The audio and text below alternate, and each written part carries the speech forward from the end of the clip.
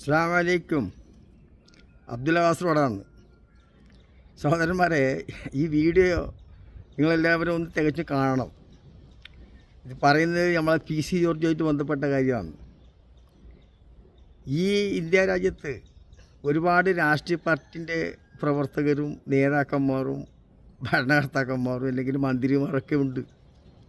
എന്നാൽ ഏതെങ്കിലും ഒരു സമുദായത്തിലോ അല്ലെങ്കിൽ ഏതെങ്കിലും ഒരു പാർട്ടിയിലോ വേറെ ഏതെങ്കിലും ഒരു സംഘടനയിലോ ഇത്രയും വായ തുറന്നാൽ ഇത്രയും നീചമായ മനുഷ്യന്മാർക്ക് കേൾക്കാൻ അറുപ്പും വെറുപ്പും തോന്നുന്ന രൂപത്തിൽ അല്ലെങ്കിൽ ഞാൻ എവിടെ നിൽക്കുന്നു അല്ലെങ്കിൽ ഞാൻ ആരെപ്പറ്റി പറയുന്നോ ഒന്നുമില്ലാതെ കണ്ട് ഒരു പരിസരബോധവുമില്ലാതെ കണ്ട് നാണവും മാനവുമില്ല എന്ന് പറഞ്ഞ പോലെ ഒരന്തസ്സും, അതായത് മനുഷ്യൻ സാധാരണ അവരവരുടെ അന്തസ്സ് കാത്തു സൂക്ഷിക്കണമല്ലോ, അവരവർക്ക് ഒരു നിലയും വിലയൊക്കെ ഉണ്ടാവുമല്ലോ.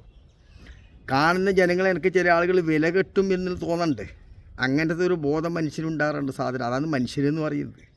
എന്നാൽ ഇത്രയും ലജ്ജയില്ലാത്ത അറുപ്പില്ലാത്ത വീണ്ടും വന്നാൽ ശരിക്കും ഏറ്റവും നീചമായ പ്രവൃത്തി അല്ലെങ്കിൽ താണ മനുഷ്യൻ അല്ലെങ്കിൽ ഏറ്റവും കൂടുതൽ മറ്റുള്ള തെറി പറയുന്നവൻ മറ്റുള്ള മതസ്ഥരെ അല്ലെങ്കിൽ മറ്റുള്ള പാർട്ടിക്കാരെ അല്ലെങ്കിൽ മറ്റ് വിഭാഗങ്ങളെ നാവെടുത്താൽ തെറി മാത്രം സംസാരിക്കുന്നതിന് അവാർഡ് കൊടുക്കുന്നെങ്കിൽ ഈ PC ജോർജിന് കൊടുക്കണമോ?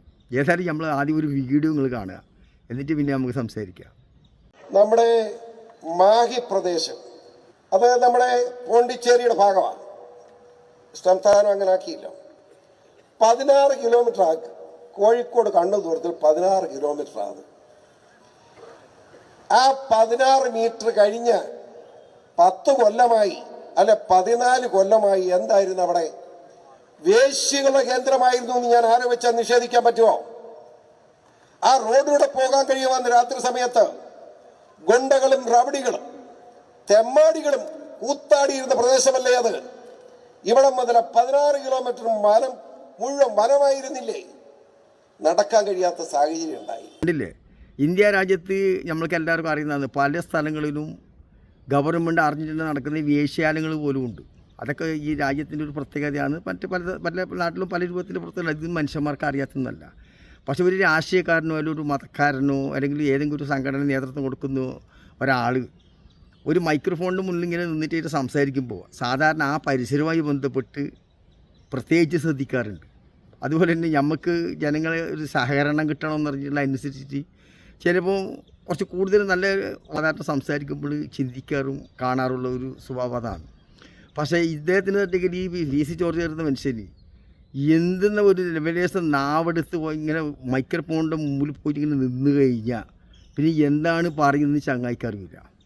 ഈ ചങ്ങായി മാഹിയുമായിട്ട് ബന്ധപ്പെട്ട് ഒരു പ്രസ്താവന ഇറക്കിയ ഒരു വാക്ക് മൂപ്പർ പറഞ്ഞു. അതായത് വേശികളായിരുന്നു ആ പ്രദേശത്തൊക്കെ. ഈ പറഞ്ഞ ആ വാക്കിന് നമുക്ക് ഏത് രൂപത്തിൽ ഇയാളോട് മറുപടി വരുമെന്നറിയില്ല. കാരണം ഞാൻ ഇപ്പോൾ മുന്നേ പറഞ്ഞ പോലെ ഏതെങ്കിലും ഒരു കാര്യത്തിന് മുന്നേ നമ്മൾ സംസാരിക്കാൻ നിൽക്കുമ്പോൾ നമ്മൾ ഏതെങ്കിലും ഒരു ആരെങ്കിലും ഇകഴ്ത്തി കാണിക്കാൻ വേണ്ടിയിട്ട് പ്രത്യേകിച്ച് ആരും നിൽക്കാറില്ല. അപ്പോൾ ഇയാൾക്ക് പറഞ്ഞെങ്കിൽ അമ്മയേത് പെങ്ങളേത് ഒന്നും അറിയാത്തൊരു സംഭവമാണ് ഇയാൾ. മതവും അറിയില്ല, ഒന്നും അറിയില്ല. കാരണം മൂപ്പര് എന്തൊക്കെ ഇങ്ങനെ തുറന്ന് പറയണം. ആ തുറന്ന് പറഞ്ഞിട്ട് ഇങ്ങനെ ഒരു വലിയ ആൾ ഞാൻ അതിനെ കൊണ്ടാവുന്നു അല്ലെങ്കിൽ മറ്റാർക്കും പറയാൻ പറ്റാത്തൊരു കാര്യം ഞാൻ പറയുന്നു എന്നുള്ളൊരു ചിന്ത ഈ ചങ്ങായിക്കുണ്ടോ എന്ന് തോന്നിപ്പോന്നി മനുഷ്യന്. കാരണം അല്ലെങ്കിൽ ആരെങ്കിലും എന്തെങ്കിലും മൈക്രോഫോൺ മുന്നിരുന്നാൽ വാ തുറന്നാൽ വർഗീയവാദികൾ, തീവ്രവാദികൾ, തന്തക്ക് പിറക്കാത്തവർ, വേശികൾ ഇങ്ങനെ പറയുന്നുണ്ടെങ്കിൽ ഇവന് എന്ത് അന്തസ്സ് അല്ലെങ്കിൽ ഏത് രൂപത്തിൽ ഈ മനുഷ്യനെ വിളിക്കണം? അല്ലെങ്കിൽ ഇവൻ മനുഷ്യൻ തന്നെയോ? വേറൊന്നും കൂടെ ഒരു വീഡിയോ കണ്ടുകൊണ്ട് നോക്ക്. അപ്പം അതിൻ്റെ പ്രതിഷേധം അറിയിക്കുന്നത് പെണ്ണുങ്ങൾ.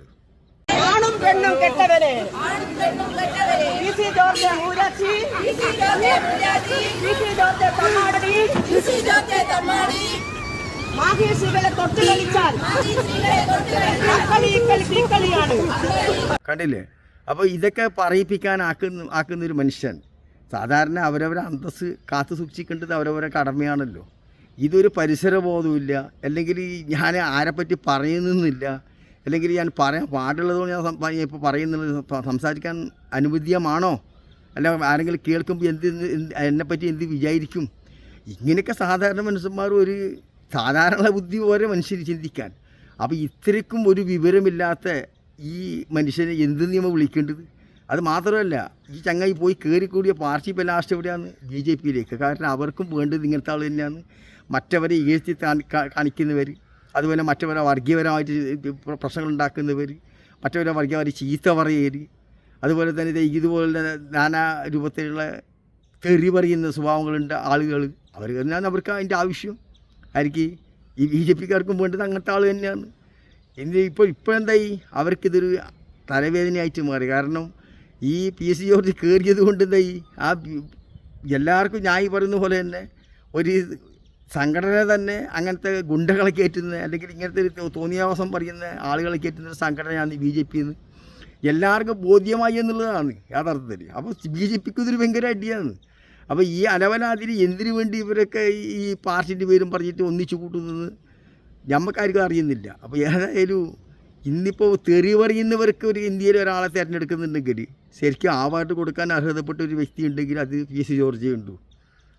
ഇയാളല്ലാതെ മറ്റൊരാളെ നമുക്ക് ഇന്ത്യയിൽ തിരഞ്ഞെടുക്കാൻ പറ്റില്ല. കാരണം അത്രയും നാവെടുത്താൽ, അതായത് വായ ഇങ്ങനെ തുറന്നു കഴിഞ്ഞാൽ മതി, സെപ്റ്റിക് ടാങ്കിനേക്കാൾ കടയാണ് നാറ്റം. ആർക്കും സഹിക്കാൻ പറ്റാത്തത്, ആർക്കും കേൾക്കാൻ പറ്റാത്തത്, ആർക്കും ക്ഷമിക്കാൻ പറ്റാത്ത അങ്ങനത്തെ വാക്കാന്ന് പറയുന്നത്. ഇനിയും കൂടെ ഇതിനൊക്കെ എൻ്റെ സഹോദരി കേൾക്കുന്ന നല്ലവരായ മനുഷ്യന്മാരോട് എനിക്ക് പറയുള്ളത്, ഇവനൊക്കെ ഒറ്റപ്പെടുത്തിക്കൂടെ? ഇവനൊക്കെ ഒറ്റപ്പെടുത്തണ്ടേ? ഇവനൊക്കെ പറയുന്നത് ഒരു നേതാവെന്നോ അല്ലെങ്കിൽ ഏതെങ്കിലും ഒരു സംഘടനയുടെ നേതൃത്വം കൊടുക്കുന്നതെന്ന് പറഞ്ഞാൽ അവരൊക്കെ ഒരു അന്തസ്സൊക്കെ വേണ്ടേ? അത് കാണുന്നവരും കേൾക്കുന്നവരുണ്ടെന്ന് മനസ്സിലാക്കണ്ടേ? അങ്ങനെ ഒരു ബോധം, ഈ ലോകത്തിൻ്റെ ഒരു ബോധമുള്ള ഒരുത്തനല്ലേ പാർട്ടിയിലൊക്കെ വിളിച്ചു കയറ്റുന്നുണ്ട്. പാർട്ടി എന്നൊക്കെ പറഞ്ഞാൽ എന്താണ്? അപ്പോൾ ഇവർക്കൊക്കെ അവർക്കും അങ്ങനത്തെ ഒരു അന്തസ്സേ ഉള്ളൂ. അവർക്ക് വേണ്ടത് ഇങ്ങനത്തെ കലാപകാരികളെ പോലത്തെ ആളുകളാണ്. അത് അവർക്കൊരു കേൾക്കുന്നൊരു സന്തോഷമാണ്. മുസ്ലിങ്ങളെ ക്രിസ്ത്യാനികളെയൊക്കെ ഇങ്ങനെ ചീത്ത പറയുന്നത് കേട്ടെങ്കിൽ അവർക്കൊരു സന്തോഷമാണ് BJPക്ക്.